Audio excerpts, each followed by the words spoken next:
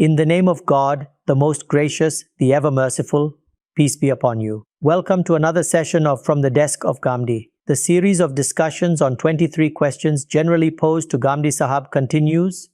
Today, we are about to begin the 70th episode in this series. The topic of takfir, or excommunication from Islam, is currently under discussion, and today we commence the third episode on this subject. Ghamidi Sahab, thank you very much for your time.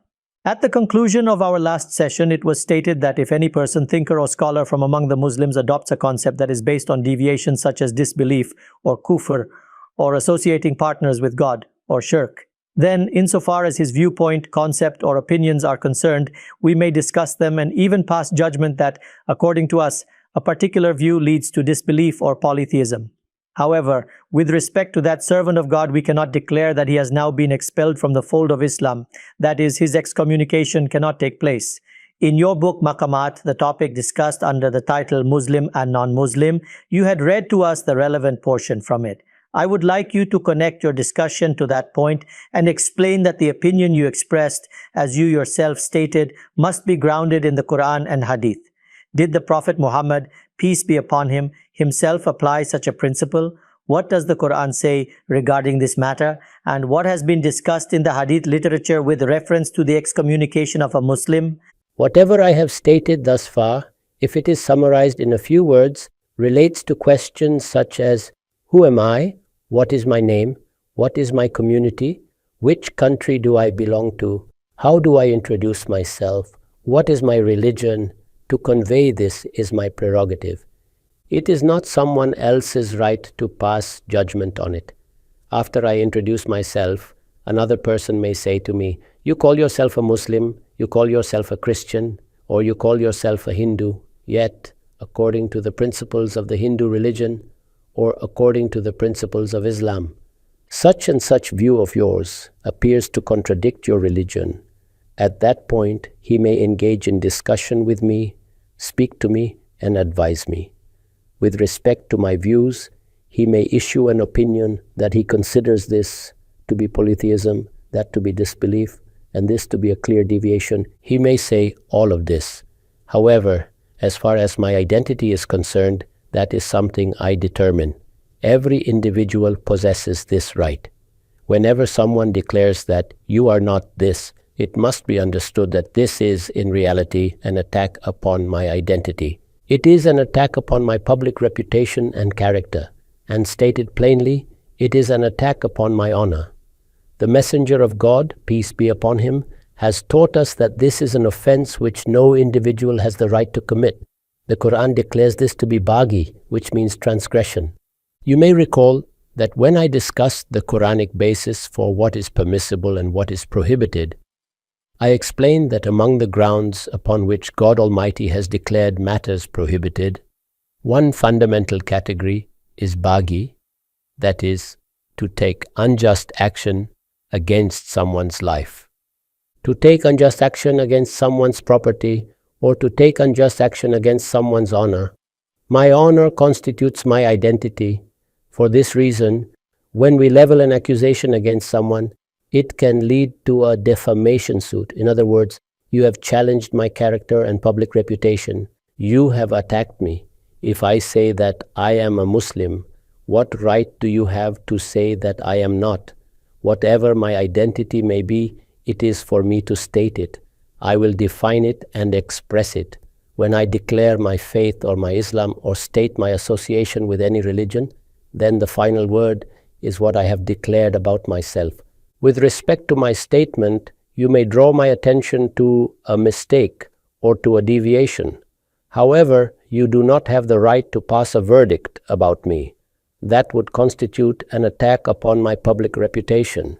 And we must understand that just as the Quran has categorized such conduct as baghi, in exactly the same way, the Prophet Muhammad, peace be upon him, emphasized most strongly that the life, property, and honor of Muslims have been declared sacred. No step may be taken against them. Let me read to you the words of the Prophet, peace be upon him, spoken on the occasion of the farewell pilgrimage. Observe the intensity of his emphasis. This is reported in Sahih al-Bukhari, hadith number 67. The words spoken during the farewell pilgrimage are as follows. إن دماءكم وأموالكم وأعراضكم بينكم حرام كحرمة يومكم هذا في شهركم هذا في بلدكم هذا. Indeed, your lives, your properties, and your honor are sacred among you, just as this day of yours is sacred in this month of yours, in this city of yours, that is, in the city of Mecca. With this degree of force, the Prophet, peace be upon him, declared that no one may violate another person's honor. No individual has the right to attack another's public reputation. It is not a trivial matter to declare someone a disbeliever or to call someone a non-Muslim. This amounts to a denial of his personhood, a negation of his identity. It is an assault upon his public image. Therefore, it is a grave moral crime that must not be committed. This, then, was the principle I explained. According to the grounds of prohibition laid down by God Almighty, this constitutes transgression or baghi. Right.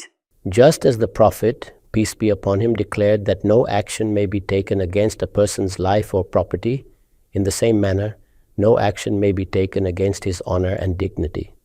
Whenever such an action is taken, it becomes a matter of legal accountability. It is not as though we may casually utter a word against someone, attack his public reputation, and then claim that this was lawful or permissible. No, this is not permissible. For such conduct, you are accountable both in this world and in the hereafter. Because the other party is harmed by it. Yes, because his public reputation has been attacked. If you declare someone to be a thief or a robber, do you consider that a trivial game? Similarly, just as a person's public reputation requires that we refrain from false accusations, in the same way, we cannot challenge his religion or faith. It is he who will state which religion he believes in. If it is an individual, he will declare it. If it is a group, the group will declare it. We have no right to do so on their behalf. However, does the matter end here? If we examine the Quran further, we find that it goes even beyond this and addresses the issue explicitly. Meaning the Quran itself applies this principle. Yes, the Quran itself has instructed us that we may not engage in such conduct with respect to any person. There is a chapter in the Quran that most emphatically teaches us the requirements of our mutual relations. That is, if we are Muslims, what are the matters that are mutually prohibited among us? What are the things we may not do? Since this is my present topic, I will not introduce other issues here, but I will read to you the relevant portion which appears in verse 11. This is from Surah Al-Hujurat. Surah Al-Hujurat is among those chapters of the Quran about which Imam Farahi remarked that unlike other chapters, this one addresses, after the departure of the Prophet, peace be upon him, all the offenses we might commit. In this way, it is one of the most significant chapters, teaching us what our mutual obligations are, what our responsibilities toward one another entail, and what limits have been set for us in matters concerning people's identities. Listen carefully. It is verse 11. يا أيها الذين آمنوا لا يسخر قوم من قوم عسى أن يكونوا خيرا منهم ولا نساء من نساء عسى أن يكن خيرا منهن ولا تلمزوا أنفسكم ولا تنابزوا بالألقاب بئس الاسم الفسوق بعد الإيمان ومن لم يتب فأولئك هم الظالمون. Observe the force of this address. Earlier, the believers were told that among them there exists a bond of brotherhood, إِنَّمَا الْمُؤْمِنُونَ إِخْوَةٌ. Building upon that very idea, it is declared, O believers, this brotherhood requires that men must not mock other men, for it may well be that they are better than them. You know that we violate this daily. Yet the Quran has declared it prohibited, nor should women mock other women, for it may well be that they are better than them, and do not defame one another. Then it continues, nor call one another by offensive nicknames. This is tanabuz bil alqab, assigning a name or label to someone which he does not approve for himself. Such conduct has been declared prohibited, all acts in which we attribute to someone a name or description that he dislikes for himself fall under this prohibition. Therefore, do not engage in such labeling. All of these are acts of transgression. That is, none of these are permissible. They are categorically forbidden. To mock others, to defame one's own people, and this practice of tanabuz bil alqab, calling one another by offensive names, all of these constitute fisk, a violation of the divine law. And such transgression, after having embraced faith, is a grave wrongdoing. And in conclusion, it is stated, those who do not repent, even after such warning, are indeed wronging their own souls. This has been clearly stated by the Quran. Now you may ask, is this matter also included within tanabuz bil alqab? Then listen carefully. How has the traditional scholarship of Muslims defined tanabuz bil alqab? That is, what exactly do we designate by the term tanabuz bil alqab? It is known to everyone, and I believe it does not even require any elaborate definition or explanation, that if we assign a nickname to someone, or refer to a physical defect of his, or attach a label to him on account of some mental impairment, all of us understand that this falls under it. Now, what am I holding in my hand at this moment? It is the tafsir of Al-Tabari, one of our earliest and most foundational works of Quranic exegesis. And you are aware of what he does? He compiles the statements of the early exegetes, that is, the reports of the companions of the Prophet and their successors. The narrations of the companions and their students are gathered together by him in such matters. First, observe how he explains the meaning of tanabuz bil alqab. Those who study Al-Tabari know well that he presents numerous opinions and then at the end states his own preferred interpretation. Here, he writes in the context of expressing his preference. He begins by saying, وَالَّذِي هُوَ أَوْلَى الْأَقْوَالِ فِي تَأْوِيلِ ذَلِكَ عِنْدِي بِالصَّوَابِ. That is, the interpretation that, in my view, is most correct. If we wish to understand tanabuz bil alqab, then what, according to me, is its most accurate meaning? He states this at the outset. And how does he explain it? He says, هُوَ دُعَاءُ الْمَرْءِ صَاحِبَهُ بِمَا يَكْرَهُ مِنْ اسْمٍ أَوْ صِفَةٍ. Tanabuz bil alqab means that a person calls another by a name or attribute that he dislikes for himself. That is, he considers it inappropriate that he be called by that name. He dislikes it. Calling a person by a name or attribute that he detests. And then he says, وَعَمَّ اللَّهُ بِالنَّهِيِ عَنْ ذَلِكَ. God Almighty has categorically and without attaching any condition declared this to be prohibited. It is not the case that if we assign a name on the basis of a physical deformity, only then would it be prohibited. No. Any name or attribute, for whatever reason we may have assigned it, if the person dislikes it, bima yakrah, then it falls under tanabuz bil alqab.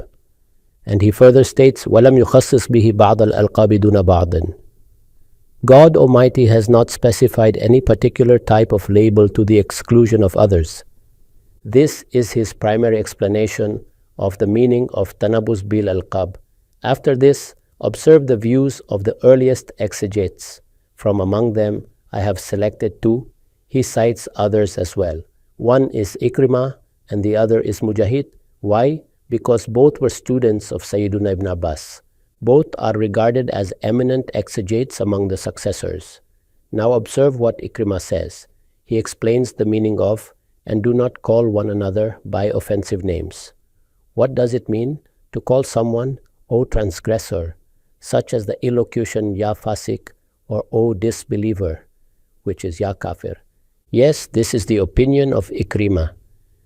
He says that when we attribute transgression to a person or call him a transgressor or a disbeliever, this constitutes tanabuz bil alqab. Then note what Mujahid says. He states, وَلَا تَنَابَزُوا بِالْأَلْقَابِ قَالَ دُوعِيَ رَجُلٌ بِالْكُفْرِ وَهُوَ مُسْلِمٌ. That is, its foremost application is this. A person who calls himself a Muslim and we attribute disbelief to him, we accuse him of disbelief and declare him to be a disbeliever. This, according to Mujahid, is the primary application of the verse.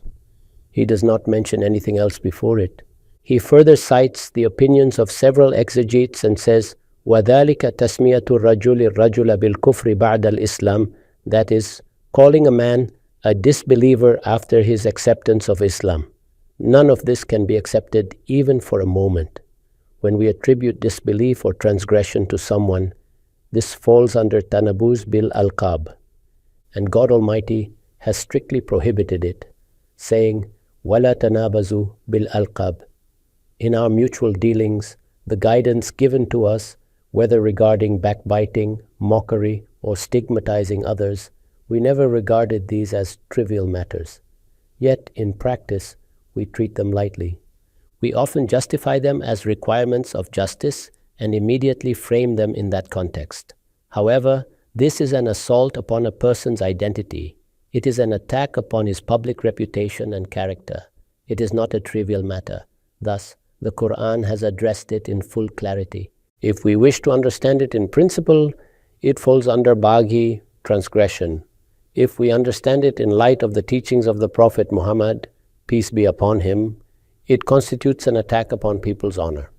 And the Prophet has declared that the honor of every person is like the sanctity of this city, Mecca, where the sacred sanctuary exists, and like the sanctity of this month, the month of Dhul Hijjah, it has been declared sacred.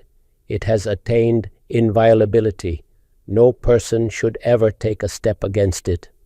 It is an assault upon a person's character.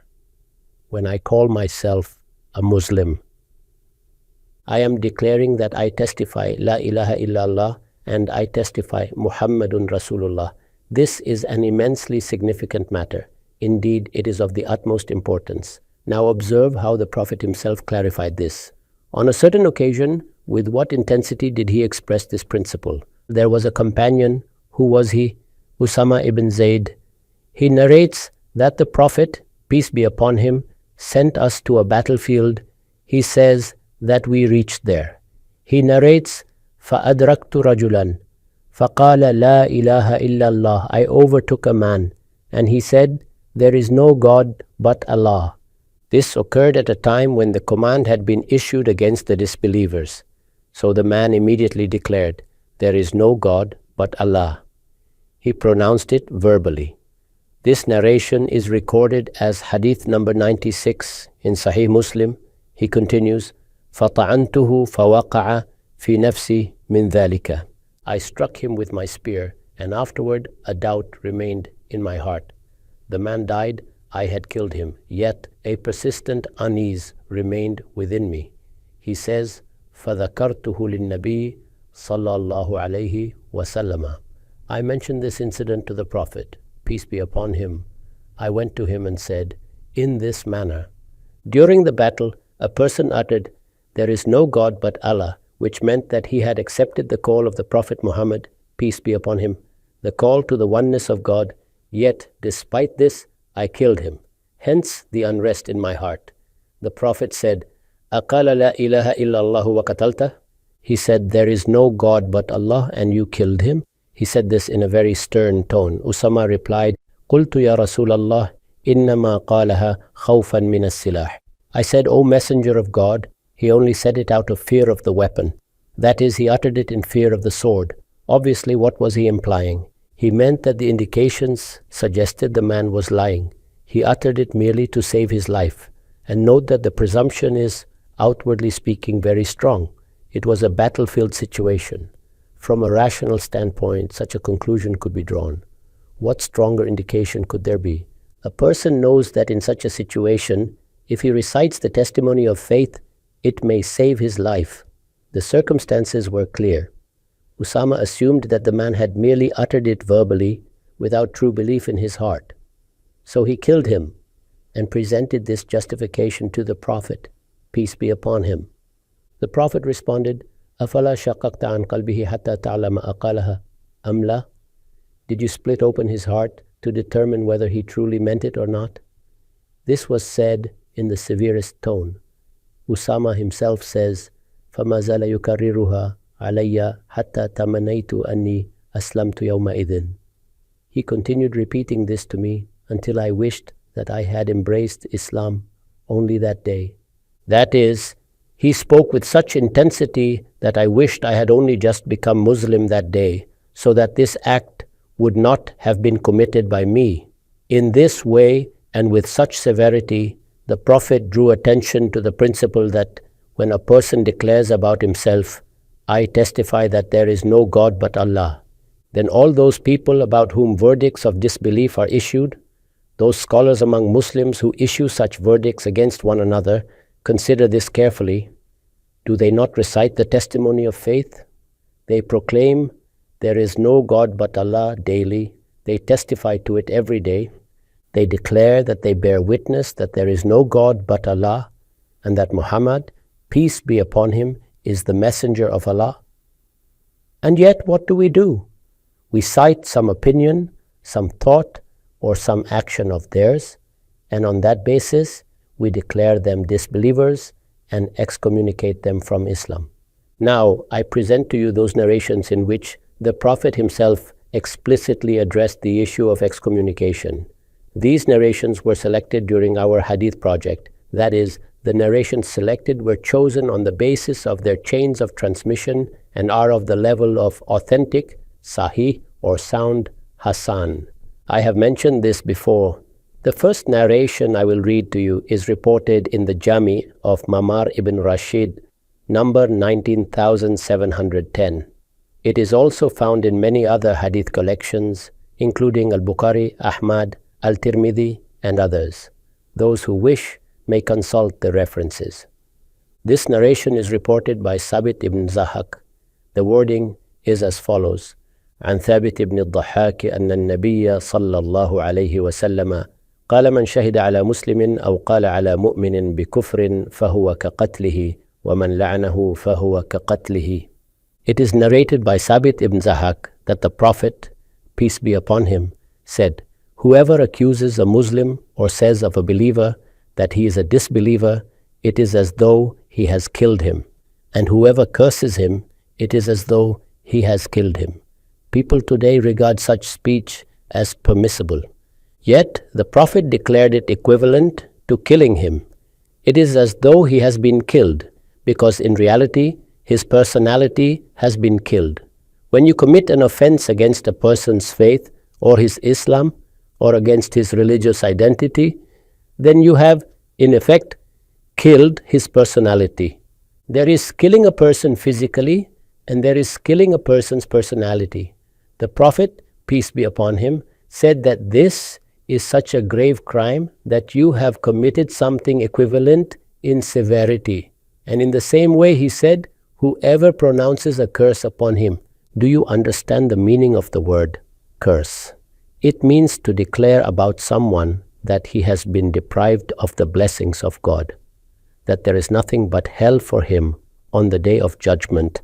This is what the word curse implies. He, peace be upon him, said that whoever curses him has also as though killed him. This means that neither do we have the right to decide upon people's disbelief or belief, nor do we have the authority to decide about paradise and hell for them. We have no right to issue verdicts of curse or declarations of guaranteed salvation.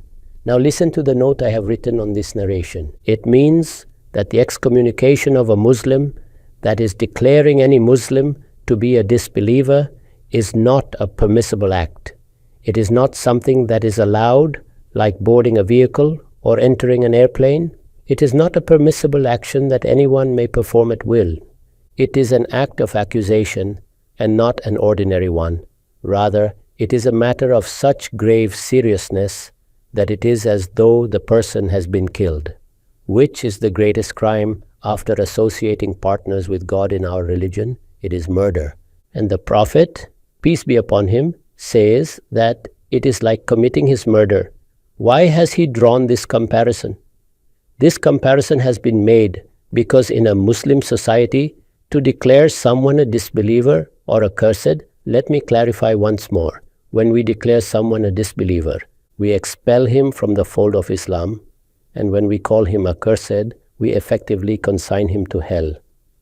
Thus, to declare someone a disbeliever or accursed in a Muslim society is in reality the destruction of his public image. In other words, it is the murder of his personality. In the history of Muslims, those who have undergone such treatment, their condition gives us some idea of the magnitude of this crime. Therefore, if a person calls himself a Muslim and insists upon his being a Muslim, then no one has the right to call him a disbeliever, nor to declare him cursed, nor to pronounce that he is deprived of God's mercy on the day of judgment. Every person in the world will be regarded as Muslim, non-Muslim, or disbeliever on the basis of his or her own declaration. This is the point I have explained in detail.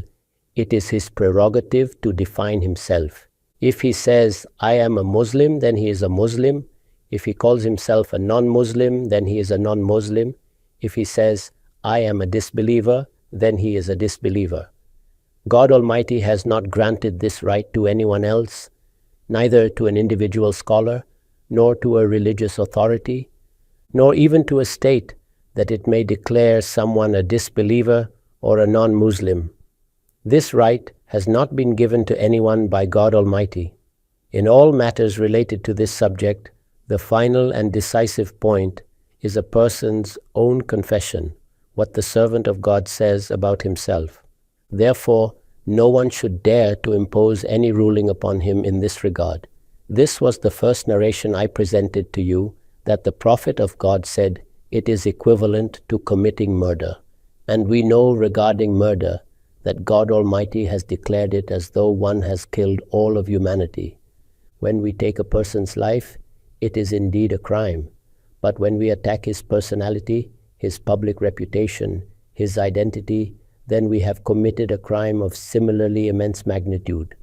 That is why, as I mentioned earlier, when the Prophet, peace be upon him, declared certain things sacred, he spoke of the sanctity of life, the sanctity of property, and the sanctity of honor. That is, the dignity and esteem of a person, his public reputation and character, all three were declared equally sacred. And in this context, I have stated that if someone commits this act, it falls under tanabuz bil alqab. And God Almighty has directly declared it prohibited. Now I present to you the second narration. It is from Sahih Muslim, number 60. The words are, عن عبد الله بن عمر قال قال رسول الله صلى الله عليه وسلم أيما امرئ قال لأخيه يا كافر فقد باء بها أحدهما إن كان كما قال وإلا رجعت عليه. It is narrated by Abdullah ibn Umar that the Messenger of God, peace be upon him, said, whoever says to his brother, O disbeliever, then one of the two will indeed bear that charge.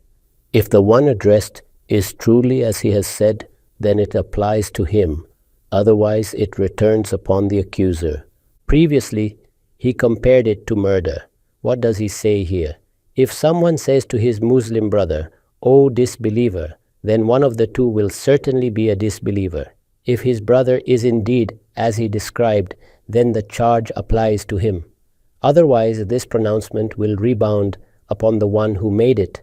That is, when the matter is presented on the day of judgment and you have called someone a disbeliever, do not think you will escape lightly. You will face a grave danger. If God confirms your accusation, then perhaps you may be forgiven. It is such a serious matter. If God Almighty declares him a disbeliever on that day, then the matter might turn in your favor, and you may be forgiven, not because you had the right to do it, but because the reality coincided with your claim. You never had the right in the first place. There may be forgiveness, but no entitlement. And if, on the other hand, your claim proves false, and God Almighty does not affirm it on the day of judgment, then you yourself will be declared a disbeliever in the court of God. This is what the Prophet, peace be upon him, is saying. Can any person dare to expose himself to such tremendous risk? I have written a marginal note on this. This is not a permission to issue excommunication from Islam. Rather, it is the severest possible warning. What stronger wording could be used? Any person who fears God will not dare to violate this principle. The point is that no one should take such a risk that by declaring a Muslim to be a disbeliever, he exposes himself to the punishment reserved for those who deny God and His Messenger. If someone declares a Muslim to be a disbeliever and God does not affirm his judgment, then what will be the consequence? He himself will be removed from the ranks of Muslims and made to stand among the disbelievers. This is such a grave offense that by attacking someone's identity, an act compared to murder, he may forfeit all claims to being Muslim himself. He would then face the same fate as those who deny the truth. Thus, he would receive the same punishment. That is why it was said, this is not a trivial matter. There remains only one possible safeguard, that on the day of judgment, the court of God confirms his verdict. An example of this in Islamic law is the punishment for false accusation, which is nearly as severe as the punishment for fornication itself. Likewise, the punishment for disbelief, he may have to endure it. Such is the enormity of this crime. Perhaps on this very basis, the Prophet, peace be upon him, made this analogy to intensify the warning against excommunication. He sought to make clear that we must not dare to do this to any Muslim.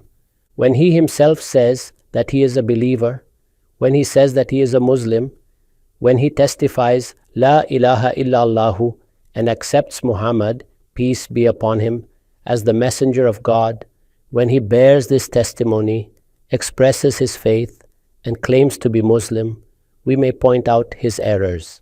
We may clarify to him where we believe he has erred.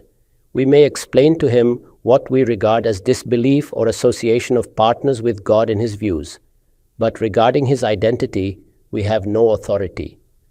Now listen to the final narration in this series. It is recorded in Al-Bukhari, number 6045. It is reported by Sayyiduna Abu Zar. عن أبي ذر أنه سمع النبي صلى الله عليه وسلم يقول لا يرمي رجل رجلا بالفسوق ولا يرميه بالكفر إلا أن ارتدت عليه إن لم يكن صاحبه كذلك. Abu Zar reports that he heard the Prophet, peace be upon him, say, no man accuses another of transgression or disbelief, except that it returns upon him if the other is not as he claimed. The subject is the same. Understand carefully, this does not refer to a casual remark in passing.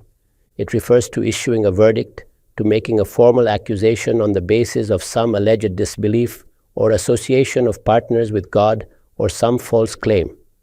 If the accused person is not as described, then the accusation rebounds upon the accuser. This is not a minor issue that one may treat lightly or habitually engage in. These are the directives of God Almighty. These are the teachings of the Messenger of God.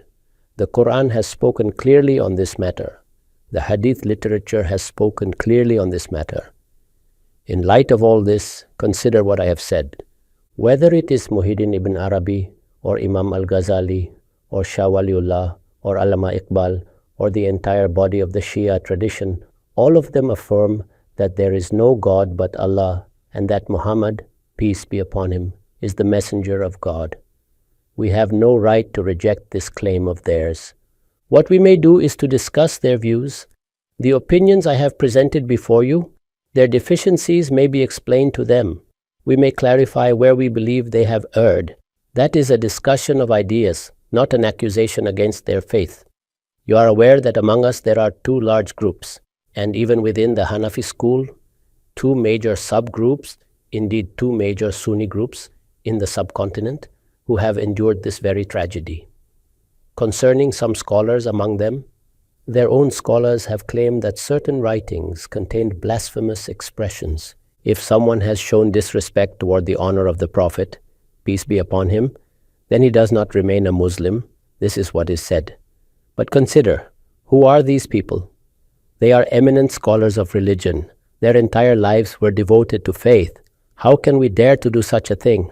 If something had to be said, it should have been this: you are a great scholar, a luminary of religion, you have served the faith, you have written commentaries on the Quran, yet in this matter an error has occurred. Please rectify it. This is the attitude of understanding and goodwill. This is the proper way to draw someone's attention. And suppose the other person offers an explanation or justification for what he has said. Obviously, it is he who must clarify his own position.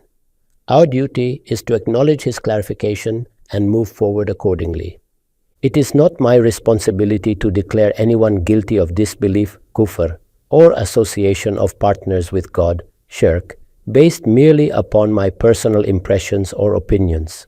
I may only say that, in my understanding, according to my reasoning, with reference to a particular verse of the Quran or a particular hadith, this specific statement amounts to kufr, or that a particular idea constitutes shirk.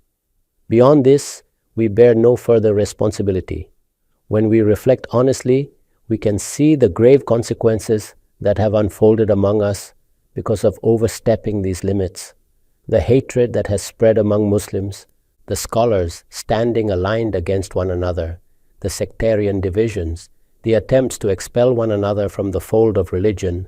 All of this is, in reality, the result of deliberate violation of the guidance given by God Almighty. What then is the balanced and proper attitude? On the one hand, we must not become so hypocritical that we approve of or remain silent about clear wrongdoing. I have mentioned the loftiest personalities, the greatest scholars in our history. If even the greatest among them expresses an opinion which, in my understanding, constitutes shirk, then I will say that it is shirk. If, in my judgment, it amounts to kufr, then I will say that it is kufr. I will provide my reasoning, I will explain the grounds for my position, I will clarify where I believe an error has occurred. However, with respect to that individual, even in my private reflections, I will not consider him expelled from Islam. That decision belongs to my Lord on the day of resurrection. For me, he remains a Muslim, my brother. My responsibility is to draw his attention to what I believe to be an error. If he is my elder, I will address him with respect, whether it be Imam al-Ghazali or Shah Waliullah, or any of the greatest scholars of India whose services to religion are acknowledged throughout the subcontinent.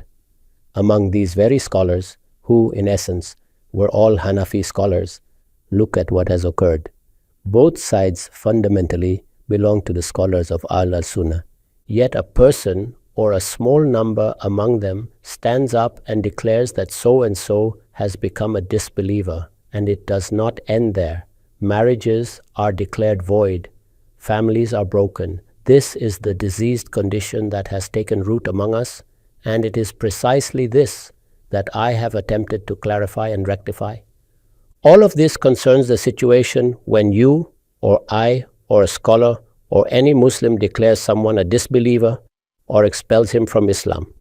This practice, unfortunately, appears in every third fatwa that is issued. That was with regard to general circumstances. But now consider a more dangerous development, when judicial authority becomes attached to such declarations. When those who hold power begin issuing such verdicts, do you realize what follows? Then it no longer remains merely a grave moral crime. It escalates into persecution. When an individual scholar or an ordinary person or I myself make such a declaration, it is an attack on someone's public reputation, a tremendous sin, a crime of immense magnitude. But when a government or state issues such a decree, then what happens? Its legislation becomes enforceable. Oppression comes into effect. Meaning, it forces us to accept the decree. Yes, you are compelled to accept it. And beyond that, the state begins to hold you accountable for your own faith. It dictates what you may or may not believe or practice. This is religious coercion. This is persecution. And do you know what the Prophet, peace be upon him, said regarding this? He said that when you declare someone a disbeliever, your crime is tantamount to his murder. And what does the Quran say regarding persecution? When you persecute someone, you commit fitna. And God Almighty says, Al-fitnatu ashaddu min al-qatl. Fitna is more severe than killing. Observe how the Prophet's statement aligns perfectly with the Quran.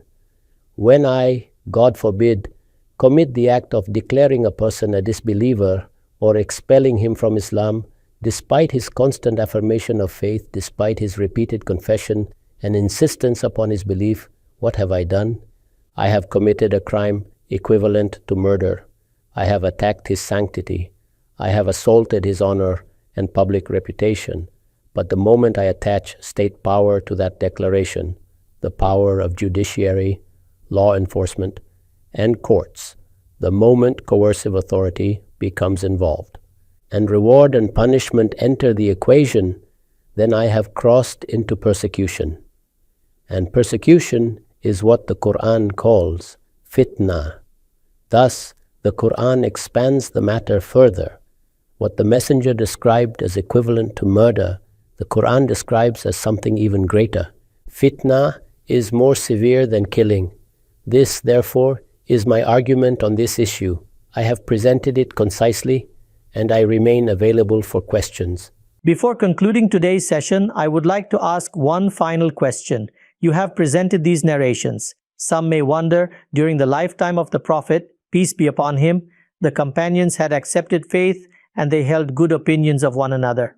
Yet the Prophet issued such severe warnings. Did he know that a time would come when people would engage in such behavior and the Muslim community would divide into factions? Is that why such stern warnings were given that this act is tantamount to murder? What do you think is the reason? The messenger of God did not come only for his own era. He was sent for all time. Muhammad, peace be upon him, the messenger of God, was appointed until the day of resurrection. Therefore, he issued these guidelines and warnings with the future in view. You are aware that he foretold the trials that would arise after him. We refer to such reports as Akhbar al-Nabi, the prophetic foretellings. Many such narrations exist in the hadith literature. The prophets of God were given knowledge of the trials that would arise within their communities and the deviations into which people might fall. He warned that although his community was at that time the best of communities, composed of the companions, there would arise among it the very evils that had afflicted the children of Israel. He said that if they had entered a lizard's hole, this community would follow them into it. He warned that the unity of the Muslims might fracture, that different banners would be raised, that civil conflict could emerge. He instructed what should be done in such circumstances. He explained that people would accuse others of kufr and shirk, that they would preach religion, yet might declare fellow Muslims disbelievers.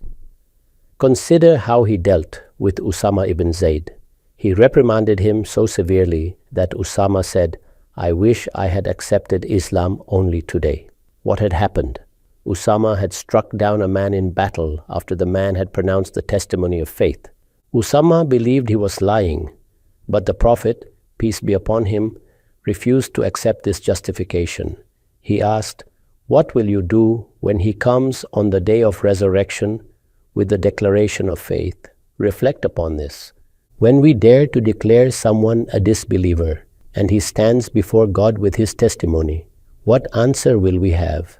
If we overstep our limits, the Prophet has warned us that the consequence may be that we are made to stand among the disbelievers. God is greatest. Therefore, this is not a trivial matter. When I drew attention to this issue, you saw the responses and how weak they were.